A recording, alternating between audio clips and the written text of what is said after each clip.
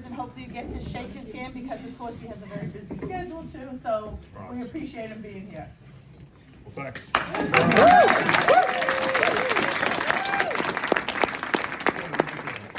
best place for me to do this is, yeah. Actually, you know what? You can move in.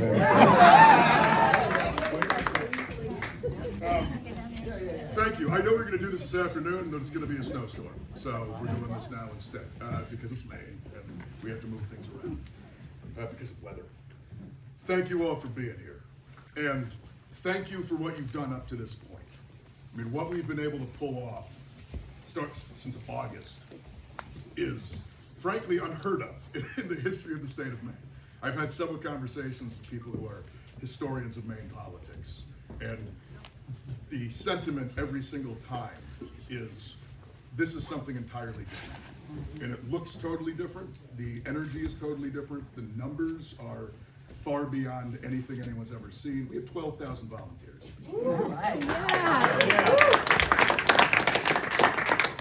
In a state of our size, we are far outpacing the amount of volunteers that Mamdani had per capita in New York. And we're not even starting yet.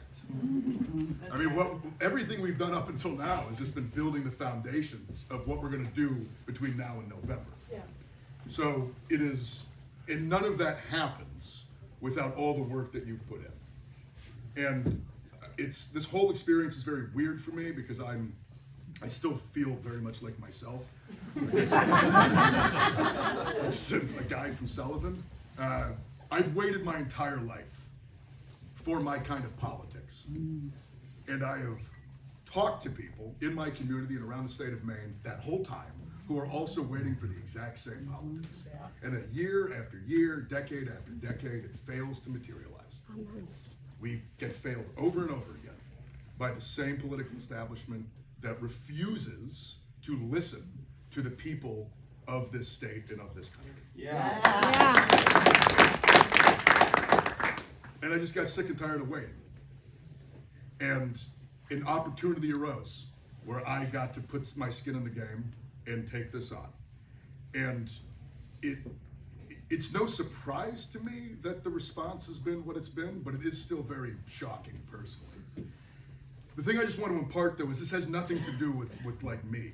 And this is gonna sound very politician-y. They all say this. It's not me, it's us, all that. It's true though. But like in this case, it's actually true.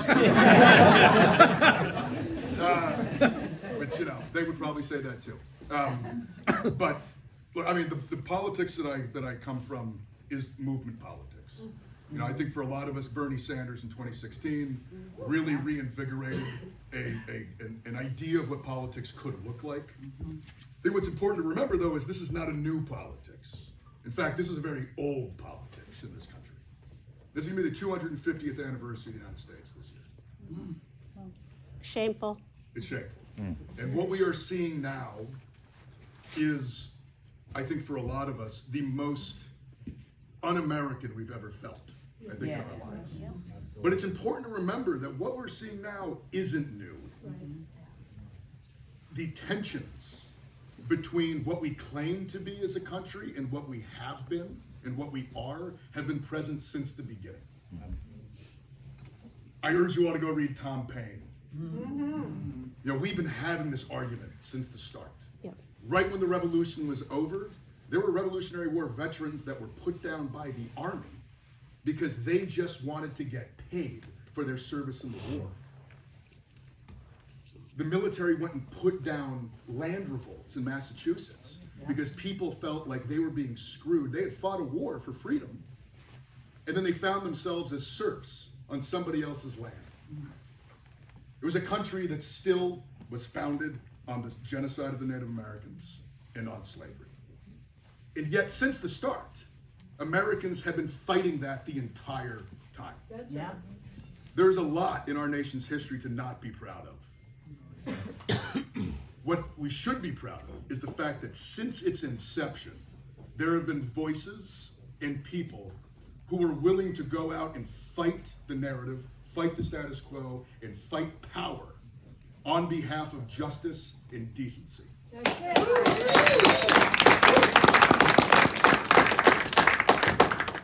So this year, the 250th anniversary of our country, we need to realize that what we are engaged in is not a new kind of politics, it is an old kind of politics. It is a politics that is more American, frankly, than the politics of the people we're fighting against. Because our politics is rooted in justice. It's rooted in egalitarianism. It is rooted in liberty and freedom.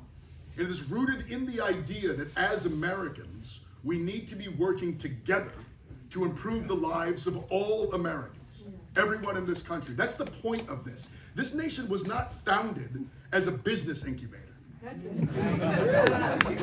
This nation was not founded just to give power to those that already had it. Those structures have been there the entire time. But it was fought for by people who believed in something else. And here in the state of Maine, we have the legacy of abolitionism. We have the legacy of the Civil War. We have the legacy of fighting against McCarthyism. We are a state that in many ways has found itself in moments of crisis in American history, needing to step up to the plate and respond to their moment. Well, we're in that moment now. That's right. If any of you have ever asked yourselves, what would I do when fascism comes? What would I do if I watched my nation become authoritarian? If I saw tyranny on the rise? Well, the answer is it's what you're doing right now.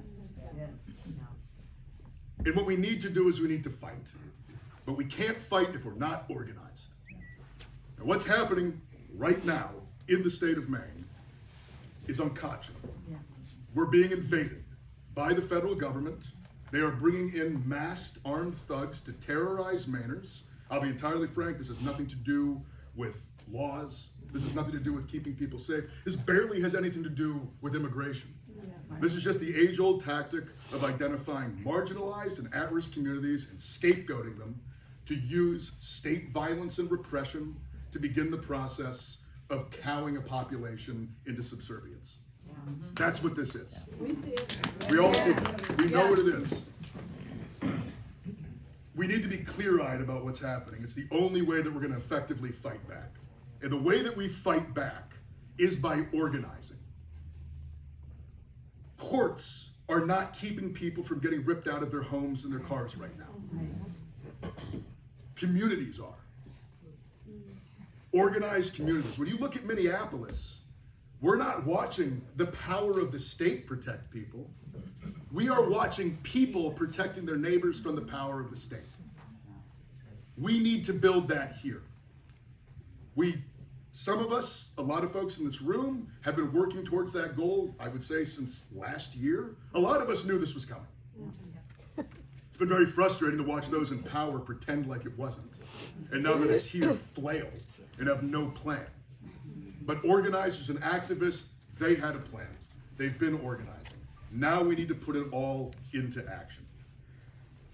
The number one thing that we can do right now as individuals is join ICE watch groups, join rapid response teams, join intelligence collection networks, join mutual aid groups that exist in your community and show up for them. Take part. Don't just join a signal thread and monitor it. You gotta go. You gotta get in a room with people. You gotta develop relationships and trust. It's the only way that we're gonna be able to build the infrastructure to fight back against ICE, but it's also the only way that we're gonna be able to have infrastructure later to fight back against everything that comes next. Because we can't just beat ICE, and we can't just beat Susan Collins. We need to rebuild politics in the state of Maine.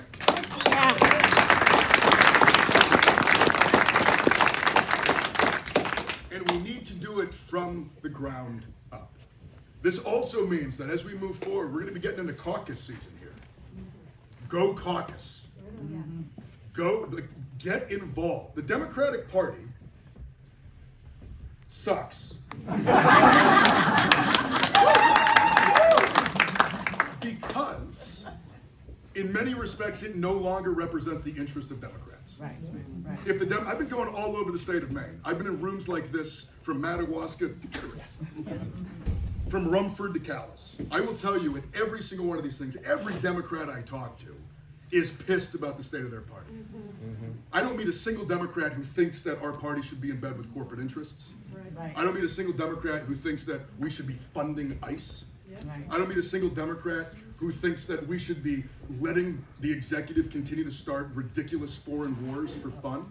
Nobody thinks any of this is a smart idea. And yet we still have elements of our party leadership that refuse to stand up for the membership of the party. We need to re-engage with the Democratic Party, and we need to turn it into the party that represents us, represents our interests. Now, this is not me shilling for the Democratic Party. You will hear me criticize the Democratic Party until the cows come home, or at least until we fix it. But it is a mechanism of power that we have to engage with. Whether we like it or not, we live in a two-party system. I would like it to not be a two-party system. The only way to make it a not two-party system is to break the structure of it. And the only way to do that is to get into the existing structure. It's very frustrating. It's like, I want to get money out of politics. The only way to do that is to raise a shitload of money. It's deeply frustrating. But it's also, it's the reality we currently live in. But we need to be clear-eyed about seizing power. We need to build power on the ground, and we need to take power from the institutions where it currently exists. It's the only way that we're going to be able to build a politics that actually represents the American people and not the ultra-rich and the ultra-powerful. So moving forward over the next few weeks, over the next few months, I urge all of you, get involved with local organization around fighting ICE, get involved in caucus season, go make your voice heard. Go make the main Democratic Party realize that its only future is turning into a party that represents working people again. Yes. That it needs to divest itself entirely from corporate interests.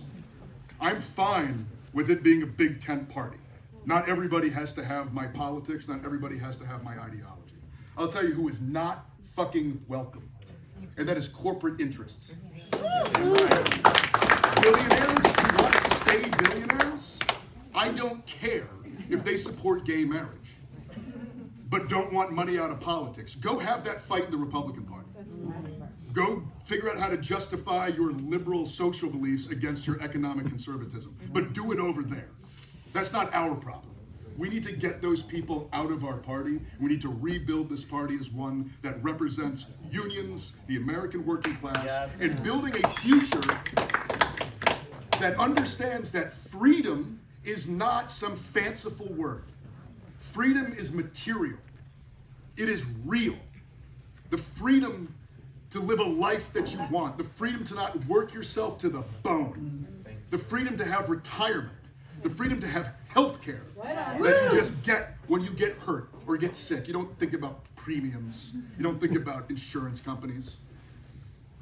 A freedom that allows us to create, it allows us to love, to build families, to make art, to write books. That's real freedom. But that freedom only comes from a system that is going to put resources and energy into everyone and not use everyone as a mechanism of extracting wealth for the oligarchy. Because that's what we have right now.